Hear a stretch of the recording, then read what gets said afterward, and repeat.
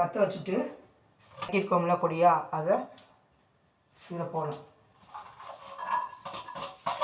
தக்காளி கடையில் நறுக்கி வச்சுக்கணும். நறுக்கி அதில் போட்டுடலாம். அதையும் நம்ம அதை சேர்த்துடலாம். இப்போ உப்பு தண்ணி, காரம் உங்களுக்கு எவ்வளோ தேவையோ அதை போட்டுக்கோ.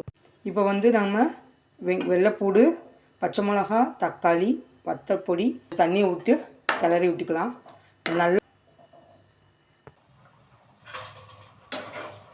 நல்லா கொஞ்சம் கிளறி விட்டுக்கலாம்.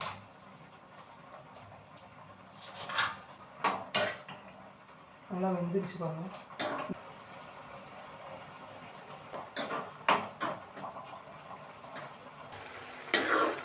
இதை நம்ம மசிச்சு அடுப்பை சின்னதாக வச்சுக்கிட்டு நம்ம மசிச்சு விட்டுடலாம். இந்த பாருங்கள், நல்லா இப்படி மசிச்சு விட்டுக்கணும்.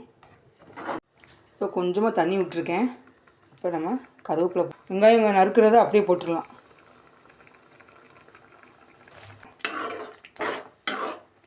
பாருங்கள், பார்க்குறது